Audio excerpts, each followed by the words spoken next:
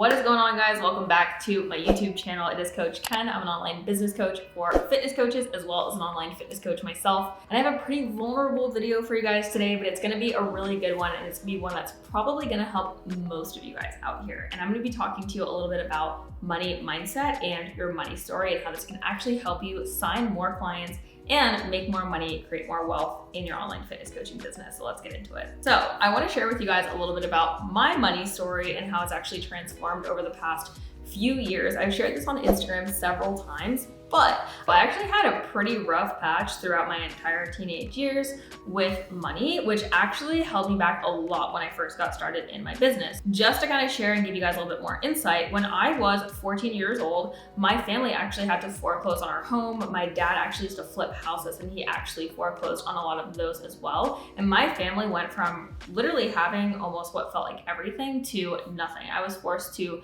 move from Florida to Pennsylvania during the middle of going into my high school year, which was super, super tough. And basically your money mindset is developed from your adolescence. And so for me personally, losing everything and my family constantly telling me like, we can't have that, we can't afford that at age 14 all the way till about 17, 18 was really tough, because in my life, I then thought, okay, you have to work super hard for your money. Money can be taken away from you at any point. You can lose everything at the drop of a hat or blink of an eye. So my relationship with money was actually really poor up until, honestly, I would say even just about a year and a half ago, because I had always thought that things could just be taken away from me at the drop of a hat. So this actually led to me hoarding a lot of my money and being super frugal even in my business, which I will tell you guys at some point was an advantage for me, but I would say majority of the time it was a disadvantage for me. And so if you guys have a background like me in any way, shape, or form, I want to talk to you guys a little bit about how that can be affecting you in business.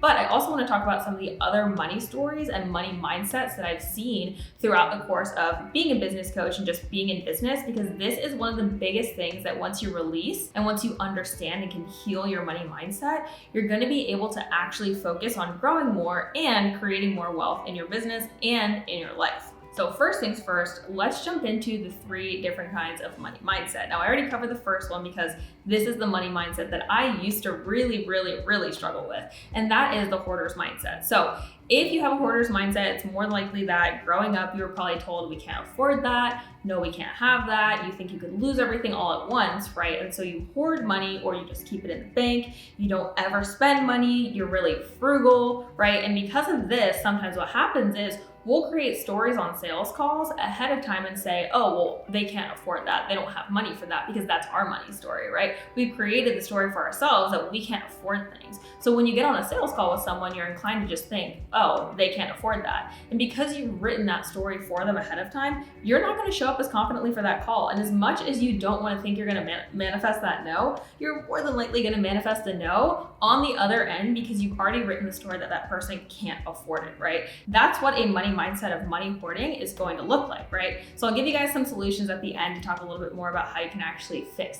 that money mindset. Now, the second one is going to be avoidant. Okay, there's 2 different kinds of avoidant. There's completely avoidant, and then there's avoidant dismissive. Okay, I've actually experienced the avoidant dismissive myself as well, so I'll go into that one with you guys. First one is avoidant. Okay, avoidant is just completely avoiding anything. There might be a lot of shame or a lot of guilt around money, and so what happens is you completely avoid looking at your bank account. You completely avoid the conversations of money. You get really awkward. Maybe you're in a relationship and talking about money with your significant other always tends to be something you just push to the side and completely don't even look at. The second one we're going to take a look at is avoidant fearful. Avoidant fearful is going to be someone who's completely avoidant of money. What's basically going to happen is as soon as the money comes into your account, you're going to spend it, right? You're just going to get rid of it, which means you're probably not going to be spending it on things that are actually conducive to your growth, whether it's inside of your business or whether it's outside of your business. A lot of times someone who is avoidant fearful with a money mindset is more than likely going to fear having any kind of money, because you don't trust yourself having that money in your account,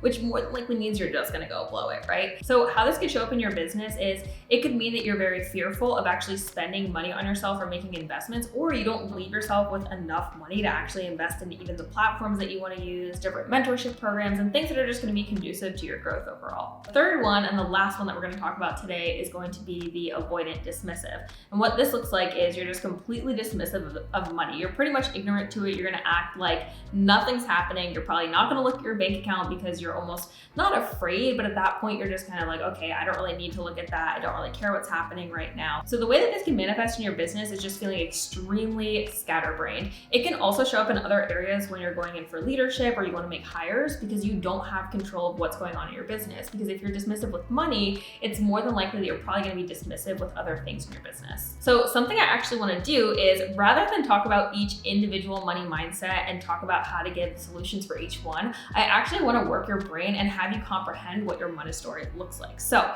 what I want you to do after you watch this video, application is everything. So don't just listen to this and click off the video. I want you to actually apply what it is that I'm asking you to do. What I want you to do is I want you to grab a journal. It could be even, your computer notes, whatever that might look like. And I want you to grab a journal and I want you to write down what you believe about money. Is it scarce? Is it abundant? Is it something that you're willing to spend?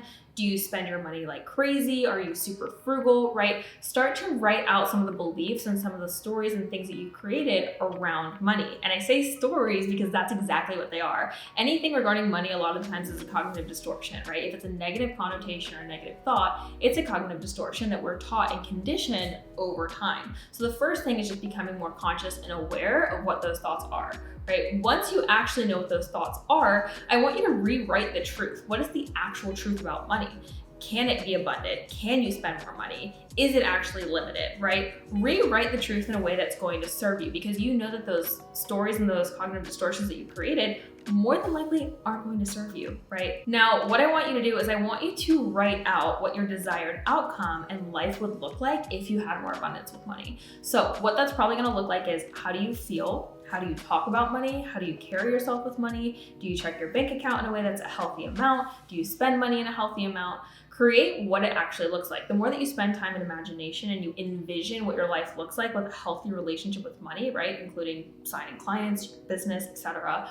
That's going to be the thing that's the catalyst for you to actually step into that. If you can't create that in your mind and you have no idea what it looks like to actually have a good relationship with money, it's less likely that you're actually going to know what steps you need in order to get there. Okay. And lastly, the last thing I want you to journal about after you look at what the desired outcome looks like is, how do you get there? What energy anchors do you need? What do you need to do on a monthly basis in your business? What do you need to do on a weekly basis? And then on a daily basis for you to actually get to a place where you have a healthy relationship with money. And you can talk about it in a way that's actually super, super conducive to the growth of your business and for your overall life.